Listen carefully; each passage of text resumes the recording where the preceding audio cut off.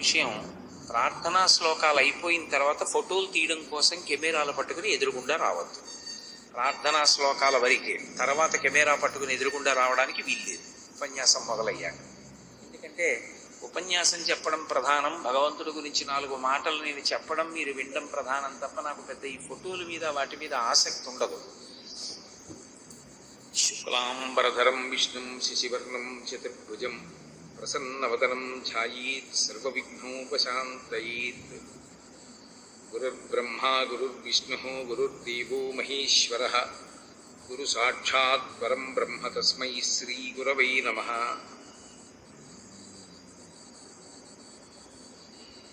వ్యాసాయ విష్ణురూపాయ వ్యాసరూపాయ విష్ణవే, నమో వై బ్రహ్మనిధయే వాసిష్ఠాయ నమో నమః. కూజంతం రామ రామేతి మధురం మధురాక్షరం, ఆరుహ్య కవితాశాఖాం వందే వాల్మీకికోకిలం. శ్రుతిస్మృతిపురాణానాం ఆలయం కరుణాలయం, నమామి భగవత్పాదశంకరం లోకశంకరం. వాగర్ధావివ సంపృక్తౌ వాగర్ధ ప్రతిపత్తయే, జగతః పితరౌ వందే పార్వతీ పరమేశ్వరౌ. సూక్తిం సమగ్రయతున స్వయమైవ లక్ష్మీః, శ్రీరంగరాజమహిషీ మధురైః కటాక్షైః. వైదగ్ధ్యవర్ణగుణగుంభనగౌరవైర్యాం కండూలకర్ణకుహరాः కవయోధయంతి. హైమోర్ధ్వపుండ్రమజహన్మకుటం సునాసం మందస్మితం మకరకుండలచారుగండం. బింబాధరం బహుళదీర్ఘకృపాకటాక్షం, శ్రీవేంకటేశముఖమాత్మనిసన్నిధత్తాం. విమలపటి కమలకుటి పుస్తకరుద్రాక్షసస్తహస్తపుటి, కామాక్షి పక్ష్మలాక్షి కలిత విపంచి విభాసి వైరించి. మనోజవం మరుతతుల్యవేగం జితేంద్రియం బుద్ధిమతాం వరిష్టం, వాతాత్మజం వనరయూథముఖ్యం శ్రీరామదూతం శిరసా నమామి. ఆపదామపహర్తారం దాతారం సర్వసంపదాం, లోకాభిరామం శ్రీరామం భూయో భూయో నమామ్యహం. హరి ఓం. పరమేశ్వర స్వరూపైన సభకి నమస్కారం.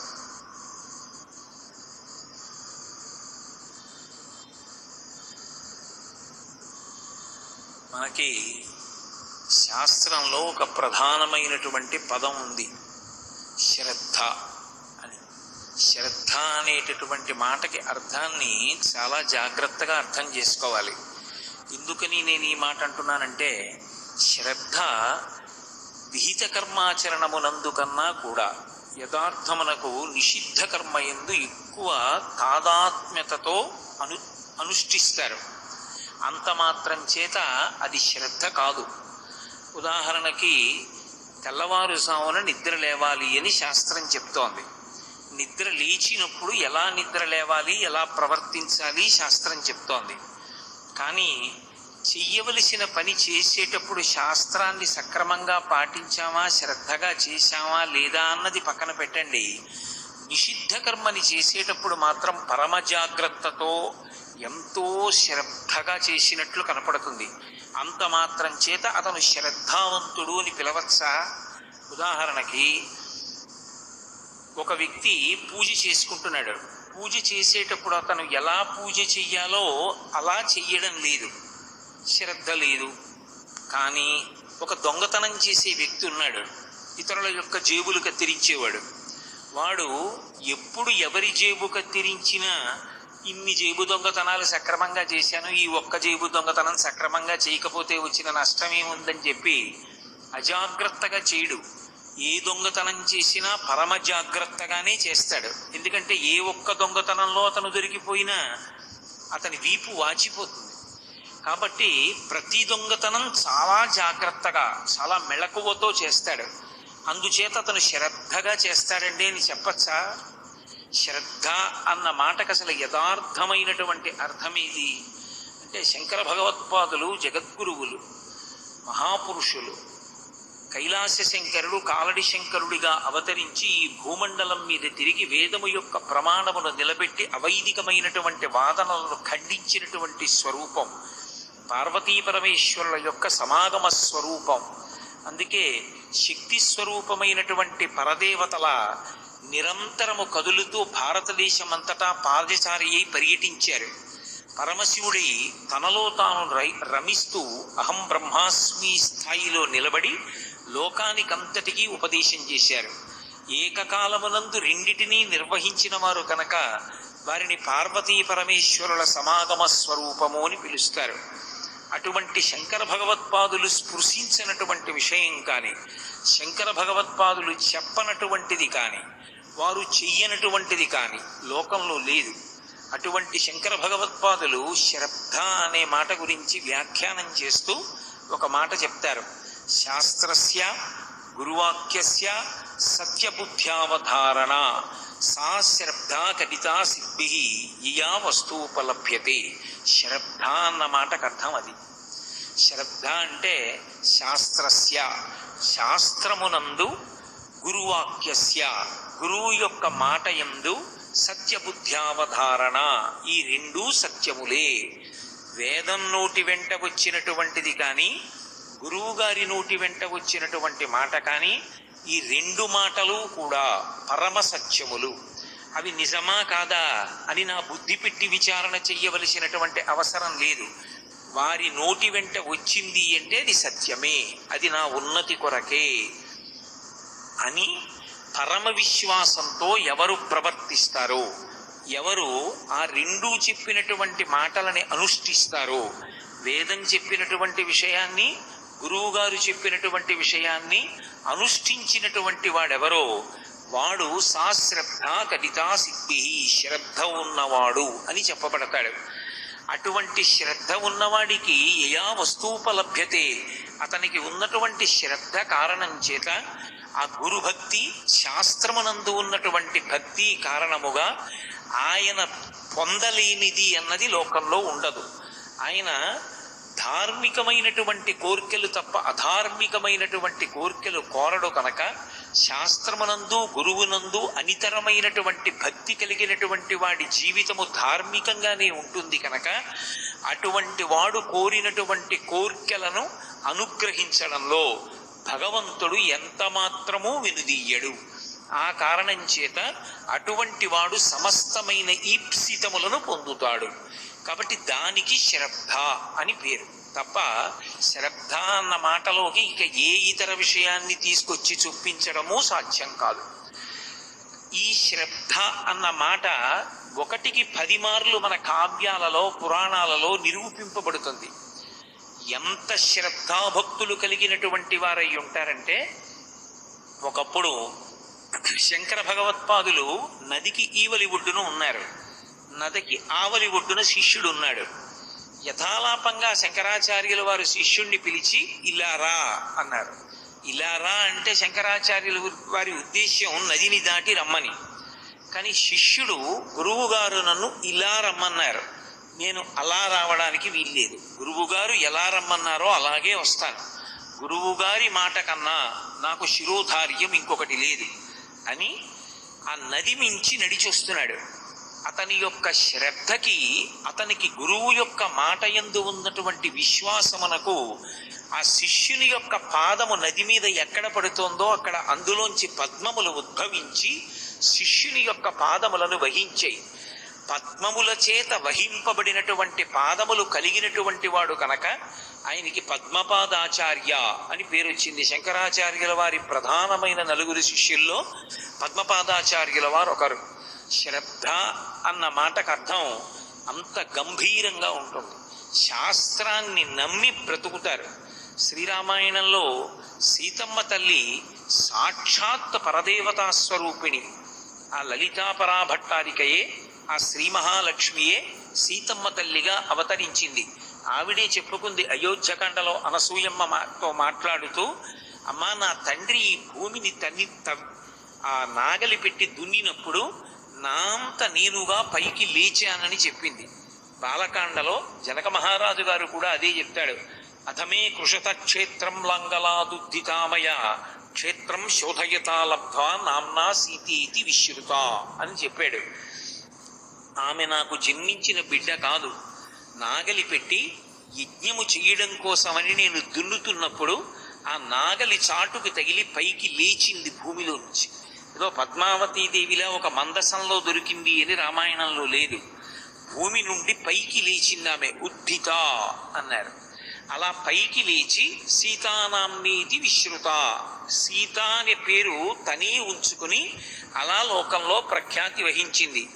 నాకు కుమార్తె అని అనిపించుకుంది కనుక జానకి అని పేరుతో నాకు గౌరవాన్ని తెచ్చింది అన్నారు. కాబట్టి సీతమ్మ తల్లి యథార్థమునకు రామాయణంలో మనుష్యకాంత కాదు, కానీ రాముడు 16 అణాల మనుష్యుడు. ఎందుచేత అంటే ఒక మనుష్యుడిగా వస్తే తప్ప రావణ సంహారం కాదని, కేవలము నరుడిగా రావడం కోసం కౌసల్యాదేవి యొక్క గర్భవాసం ఆ కాలములో నియమాన్ని అనుసరించి 12 నెలలు చేసి బయటికి వచ్చాడు. తతశ్చ ద్వాదశే మాసే చైత్రే నవమికి తిథౌ నక్షత్రేది దైవచ్చే సోచ్ఛ సంస్థేషు పంచషు గ్రహేషు కర్కటే లగ్నే వాక్పతాం విద్యునా సహ ప్రోద్యమానే జగన్నాథం సర్వలోక నమస్కృతం అన్నారు మహర్షి. 12 నెలలు కౌసల్యా గర్భవాసం చేసినటువంటి సమస్త లోకముల చేత నమస్కరింపబడేటటువంటి జగన్నాథుడైనటువంటి శ్రీ మహావిష్ణువు నరుడిగా అవతరించి, నరుడైతే తప్ప రావణ సంహారం చెయ్యడం కుదరదు కనుక బ్రహ్మగారిచ్చినటువంటి వరాన్ని సత్యం చేయడం కోసం ఒక మనుష్యుడిగా వచ్చి మనుష్యునిగా ప్రవర్తించి మనుష్యునిగా జీవించి రావణ సంహారం చేశాడు. అందుకే వాల్మీకి మహర్షి నారదుణ్ణి రాముడి యొక్క గుణగుణముల గురించి అడిగినప్పుడు కూడా ఈ కాలమునందు ఈ లోకంలో 16 గుణములు కలిగినటువంటి పరిపూర్ణమైన మనుష్యుడెవరు అని అడిగాడు తప్ప భగవత్ స్వరూపం ఎవరు అని అడగలేదు.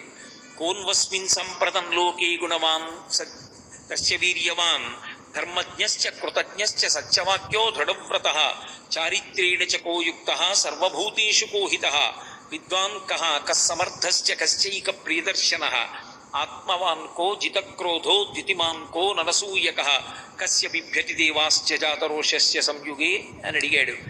ఈ 16 గుణములు పరిపూర్ణముగా కలిగినటువంటి మానవుడు ఈ కాలమునందు ఈ లోకములో ఎక్కడ ఉన్నాడో నాకు చెప్పవలసింది అని అడిగాడు.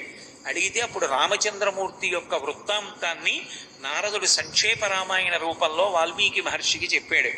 అంటే మనుష్యునిగా ప్రవర్తించినటువంటి రామచంద్రమూర్తి కానీ, మనుష్యకాంతగా జన్మించకపోయినప్పటికీ మనుష్యకాంతగా ప్రవర్తించినటువంటి సీతమ్మ కానీ మనకి ఆదర్శప్రాయుడు.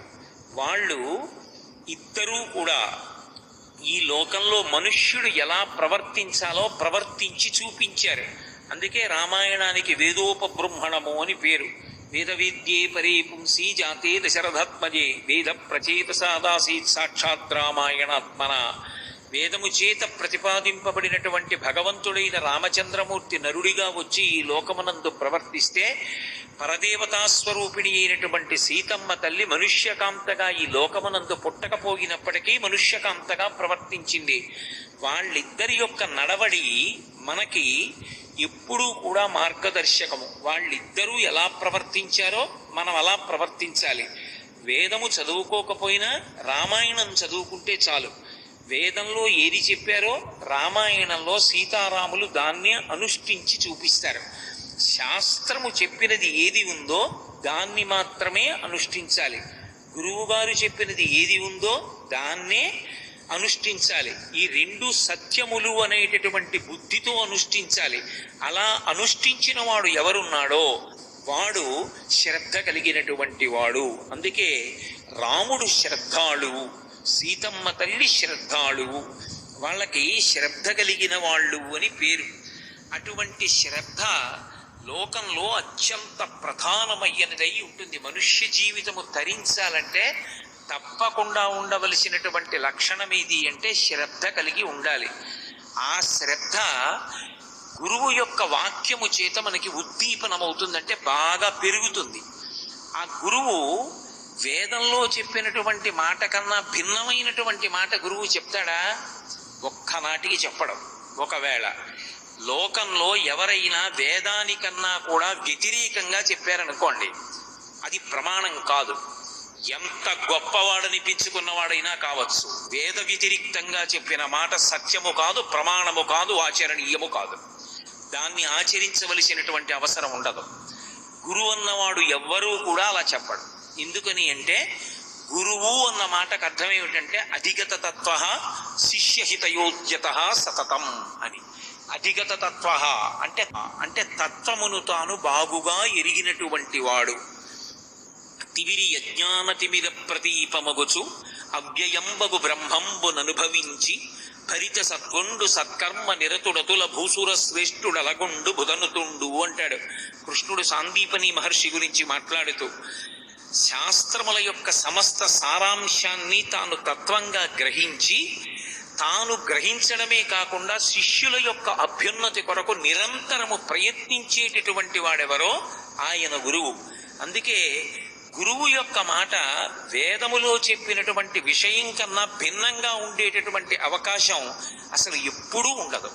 గురువు గారు చెప్పిన మాట, వేదంలో చెప్పిన మాట రెండూ ఒక్కటే అయి ఉంటాయి తప్ప అసలు వేదంలో చెప్పనటువంటి విషయాన్ని గురువు గారు చెప్పడం అనేటటువంటి మాట ఉండదు. అందుకే ఏ కార్యం చేసినా సా శ్రద్ధ కలితా సిద్ధి, శ్రద్ధగా చెయ్యడం అనేటటువంటిది నేర్చుకో. శ్రద్ధగా చెయ్యని కార్యం ఏమవుతుంది అని అడిగారు. తంతు అని పిలిచారు. తంతు అంటే అలా చెయ్యాలని చెప్పారు కాబట్టి అలా చేస్తున్నాడు. దాంట్లో మనస్సు ఏమైనా ఉందా? దాంట్లో శాస్త్రానికి ప్రమేయం ఏమైనా ఉందా?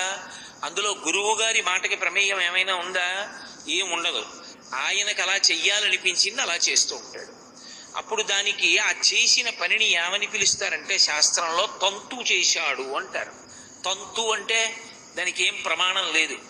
అలా ఆయన చేశాడు, ఏమైనా అభ్యున్నతి కలుగుతుందా? చెప్పడం కష్టం. ఆయన్ని చూసి మిగిలిన వాళ్ళు చేస్తే అసలు తప్పు, మరింత తప్పు మార్గంలో వెళ్ళిపోయినట్టు. అందుకే ఏ పనైనా చేసేటప్పుడు శ్రద్ధాళువై చెయ్యమని చెప్పారు. శ్రద్ధ అన్న మాట గురించి నేను మీకు ఒక విషయంలో అన్వయం చేసి చెప్పాలి అంటే, మనందరం ప్రతిరోజు పూజ చేస్తూ ఉంటాం. పూజ చెయ్యకుండా ఎవరు ఉండరు. అసలు పూజ చేస్తే ఏమొస్తుంది? నేను ప్రతిరోజు భగవంతుణ్ణి పూజ చేశాను అనుకోండి, ఏమొస్తుంది నాకు అని అడిగారు అనుకోండి. ఏమంటే నాకు మీ కోరికలు తీరుతాయి అన్నారు అనుకోండి. నాకు ఏ కోరికలు లేకపోతే అప్పుడు ఎందుకు నేను పూజ చేయడం? అంటే ఎవడు పూజ చేశాడో వాడు పూజనీయుడవుతాడు. ఎందుకు పూజనీయుడవుతాడు అంటే దానికి కారణము శ్రద్ధ.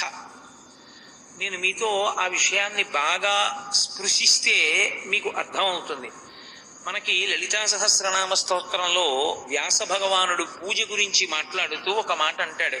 పంచసంఖ్యోపచారిణి అని పిలిచాడు.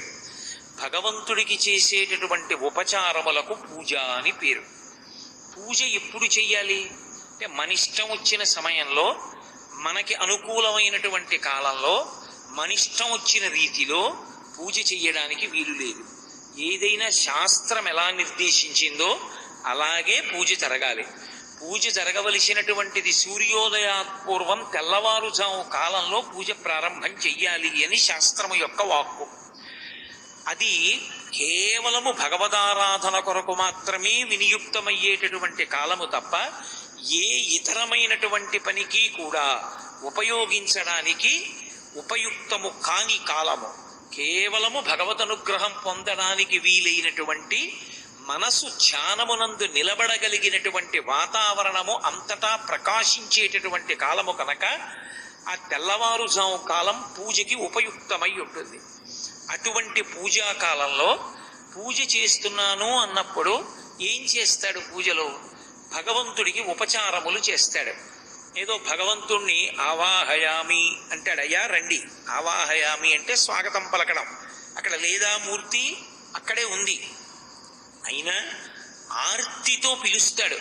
నేను మీ ఇంటికి వచ్చాను అనుకోండి, మీరు నన్ను రమ్మని పిలిచారు, నేను మీ ఇంటికి వచ్చాను, గుమ్మం దగ్గరికి వచ్చి చెప్పులు విప్పుకుంటున్నాను. ఇప్పుడు నేనేం చేస్తాను?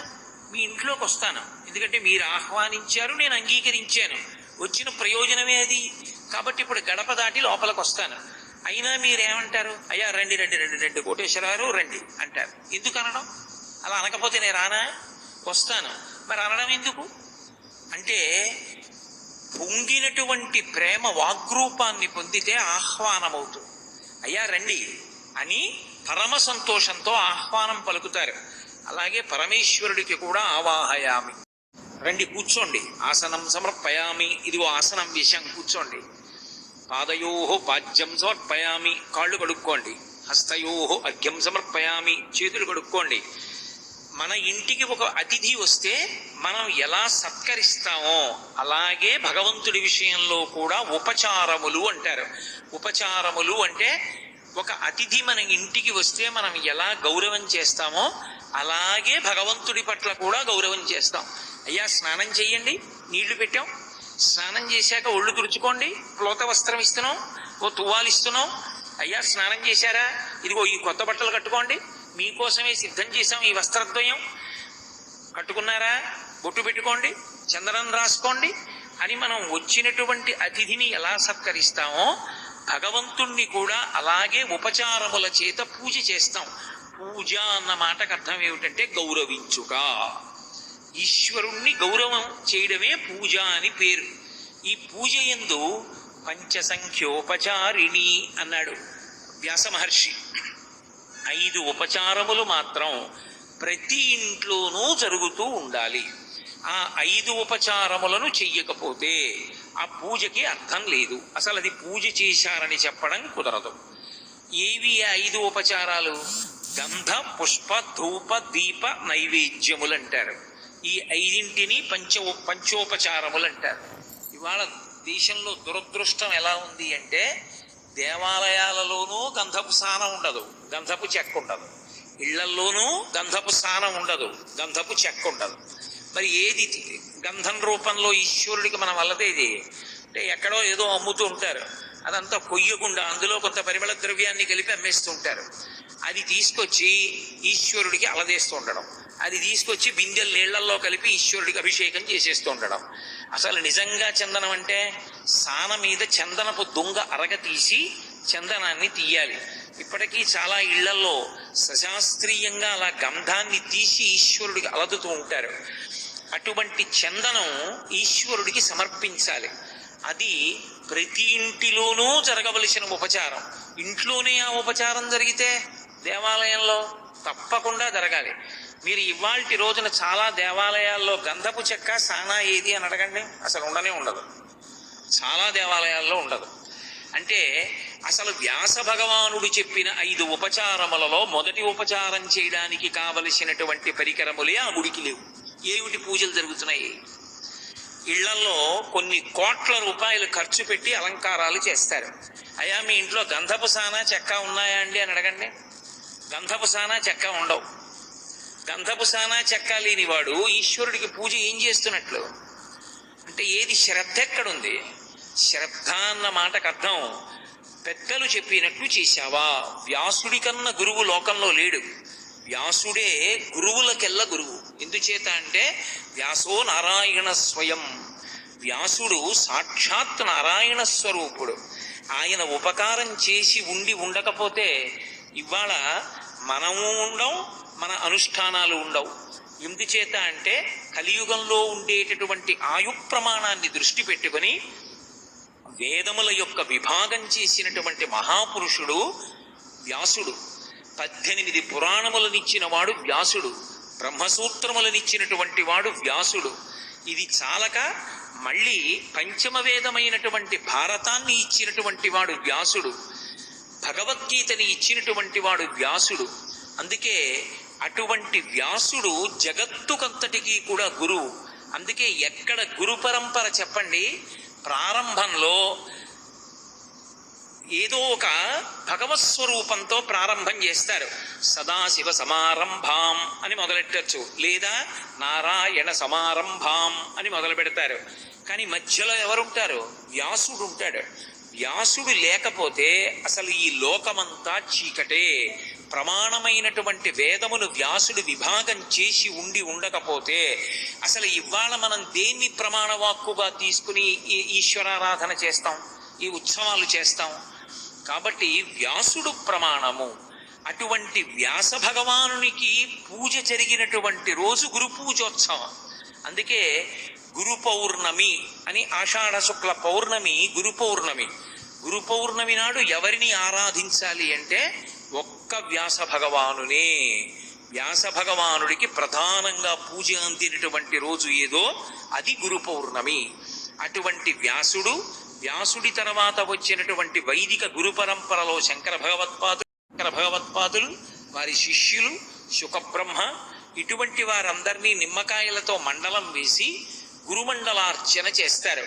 కాబట్టి వ్యాసుడు సూర్యుని వంటి వాడు. వ్యాసుడు లేకపోతే అసలు లోకంలో ఏమీ లేదు. వ్యాసోచ్ఛిష్టం జగత్ సర్వం. ఎవరు ఏది చెప్పనివ్వండి, వ్యాసుడు చెప్పింది చెప్పారు తప్ప వ్యాసుడు చెప్పనిది చెప్పానన్నవాడు ఉండడు. వ్యాసుడు చెప్పనిది చెప్పినా అది ప్రమాణము కాదు. వ్యాసుడే గురుమండలానికి అంతటికీ కూడా పైన ఉంటాడు.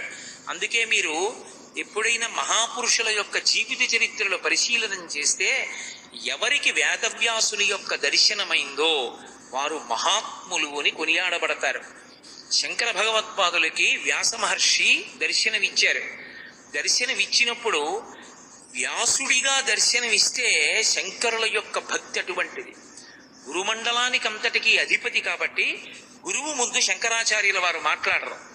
శంకరాచార్యుల వారు మాట్లాడకపోతే శంకరాచార్యుల వారు వ్రాసినటువంటి బ్రహ్మసూత్ర భాష్యం ఎంత గొప్పదో వ్యాసుల వారు లోకానికి తెలియచెప్పమని ఆయుర్దాయం పెంచుకోమని చెప్పే అవకాశం ఉండదు. అందుకే ఒక వృద్ధ బ్రాహ్మణ రూపంలో వచ్చారు వ్యాసుల వారు. శంకర భగవత్పాదులు దర్శనం చేశారు. బ్రహ్మసూత్ర భాష్యం మీద ఇద్దరి మధ్య ఎడతెరిపి లేని చర్చ జరిగింది. పద్మపాదాచార్యుల వారు కనిపెట్టారు. వచ్చినవాడు వ్యాసుడు, వాదిస్తున్నవారు శంకరులు. వీళ్ళిద్దరి మధ్య వాదన ఎప్పటికి పూర్తవుతుంది? వ్యాస దర్శనము ఎవరు చేశారో వాళ్ళందరినీ కూడా గురుమండలంలో ప్రధానమైనటువంటి గురుస్వరూపాలుగా అంగీకరిస్తారు. శంకర భగవత్పాదులు ఒక్కరే వ్యాస దర్శనం ఒకటే పొందినవారు కారు. వ్యాసుడితో వాదించి వ్యాసుడు ఆయన చేసిన బ్రహ్మసూత్ర భాష్యాన్ని విని పరవశించి, ఇంత గొప్ప భాష్య రచన చేసావు శంకరా, దీన్ని లోకంలో ఎవరు చెప్పగలరు? కాబట్టి నువ్వు ఇంకొక 16 సంవత్సరములు శరీరంలో ఉండి ఈ బ్రహ్మసూత్ర భాష్యాన్ని పాఠంగా శిష్యులందరికీ చెప్పి ప్రచారం చెయ్యవలసింది అని కోరితే వ్యాసుని యొక్క మాట మేరకి 32వ సంవత్సరం వచ్చే వరకు శంకర భగవత్పాదులు శరీరంలో ఉన్నారు. అంటే వ్యాసుడి యొక్క మాటకి అంత గౌరవం ఉంటుంది. అంతటి మహానుభావుడు వేదవ్యాసుడంటే. అటువంటి వ్యాస భగవానుణ్ణి గురువులందరి రూపంలో చూసి గురువుకి నమస్కారం చేస్తారు. గురు పౌర్ణమి నాడు ప్రధానమైన పూజ వ్యాస భగవానుడికే చెందుతుంది. వ్యాసుని యొక్క ఉపకరణములుగా మిగిలిన వారికి పూజ తప్ప ప్రధాన పూజ వ్యాసునకే. అందుకే ఆ పూర్ణిమకి వ్యాస పూర్ణిమ, గురు పూర్ణిమ అని పేరు. గురువుగారు కనపడ్డప్పుడు వ్యాసుల వారే గురువుగారి రూపంలో తిరుగుతున్నారని గురువుగారికి నమస్కారం చేస్తారు. అటువంటి వ్యాస భగవానుడు ఏదైనా అన్నాడు అంటే దానికి ఇంకా తిరుగుండదు. అటువంటి వ్యాసుడు లలితా సహస్రనామ స్తోత్రంలో మనకి పంచసంఖ్యోపచారిణి అని అమ్మవారిని ఇచ్చాడు. 5 ఉపచారముల చేత ఆమె సేవింపబడవలసిన అవసరం ఉన్నది.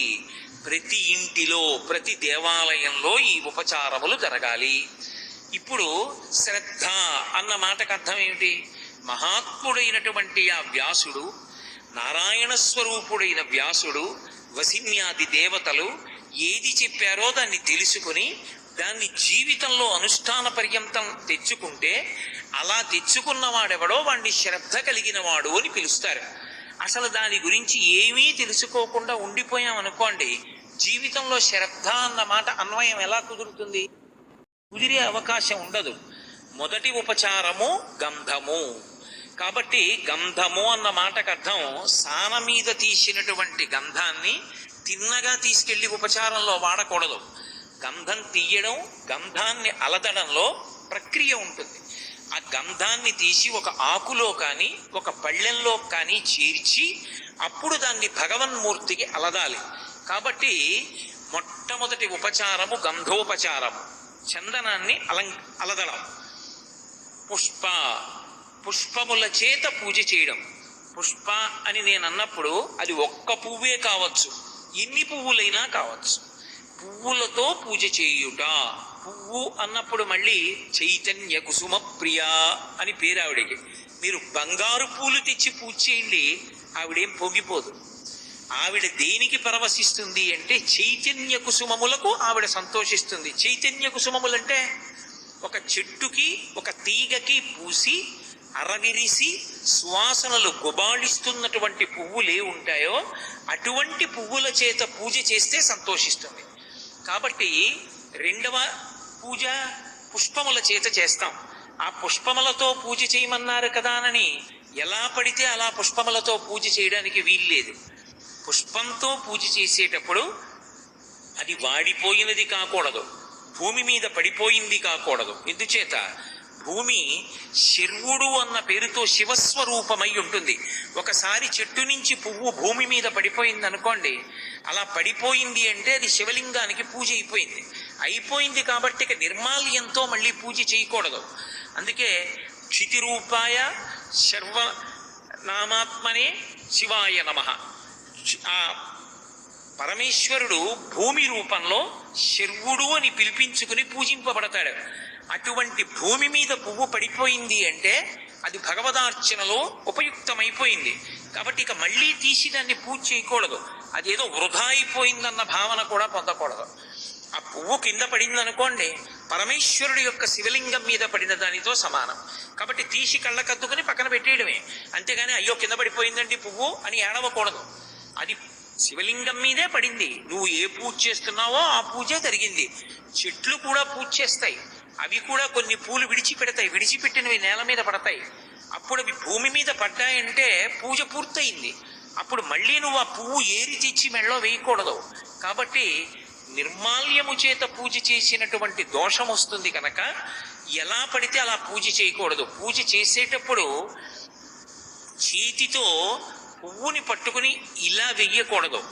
ఇలా వేస్తే భిక్ష, ఇలా విడిచిపెడితే బొటన వేలివించి పితృదేవతలకి తర్పణ విడిచిపెట్టినట్టు. ఇలా గుండెలకి చూపించి పువ్వు పడితే పూజ చేసినట్టు. ఓం శివాయ నమః. ఓం అకార ఉకార మకారముల చేత భగవంతునకు జీవునకు ఉన్న సంబంధమును చెప్పి, అందుకే పూజ చేసేటప్పుడు కానీ భగవన్మూర్తి దగ్గర పువ్వు వేసేటప్పుడు కానీ పురుషుడికి లాల్చీ కానీ బనీన్ కానీ ఉండకూడదు. ఒక్క ఉత్తరీయం మాత్రమే ఉండాలి. ఇక్కడ పర్వాలేదండి పువ్వులు వేసేయించండి అలాంటి అఘాయిత్యం మాటలు చెప్పకూడదు. వేదం ప్రమాణం, దానికి వ్యతిరేకంగా చెప్పే అధికారం నీకు లేదు. అలా నువ్వు చెప్తే నువ్వు తప్పు చెప్తున్నావని గుర్తు, దోషం చేయిస్తున్నావని గుర్తు. పువ్వులు వెయ్యాలి అంటే నువ్వు చొక్కా బనీను విప్పవలసిందే, విప్పి వెయ్యాలి పురుషుడైతే. ఎందుకని? పురుషుడి యొక్క గుండె పరమాత్మకి కనపడాలి, అందుకు ఉత్తరీయం వేసుకుంటారు. ఉత్తరీయం అటు ఇటు విచ్చుకున్నప్పుడు హృదయము పరమేశ్వరుడికి కనపడాలి. ఈ హృదయమునకు పువ్వు తిప్పుతారు. ఓం కేశవాయ నమః అన్నప్పుడు ఇలా తిప్పి పడేస్తారు. అంటే ఇక్కడ ఉన్నవాడవే అక్కడ ఉన్నవాడవు. ఈశ్వర, ఈ లోపల ఉన్నవాడు ఆ బయట ఉన్నాడు. ఈ జీవుడికి ఆ పైన ఉన్నటువంటి బ్రహ్మమునకు అంత దగ్గర సంబంధము. యథార్థమునకు నీ అనుగ్రహము చేత జ్ఞానము కలిగితే ఆ జీవ బ్రహ్మలకు అభేద స్థితి. అందుకని పూజలో పురుషులు చొక్కా కానీ బనీను కానీ వేసుకోరు. వేసుకోకుండా పువ్వులు పూజ చేస్తారు. కాబట్టి ఆ పువ్వు పూజ చేయుట అన్న మాటలో ఎలా పడితే అలా చేయకూడదు. ఒక చెట్టుకి పూసిన పువ్వులు అన్నీ కోసేయకూడదు. అలా కోసేస్తే ఉత్తరోత్తర జన్మల యందు బిడ్డలు ఉండరు. ఆ చెట్టుకి కూడా కోరికుంటుంది, దానికి అది సజీవం. ఇన్ని పువ్వులు పూసినప్పుడు 4 పువ్వులు నా చెట్టు మీద ఉండాలని దానికి కోరికుంటుంది.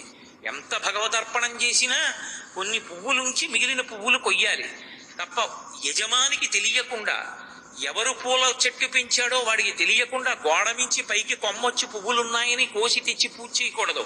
అవి దొంగ పూలు.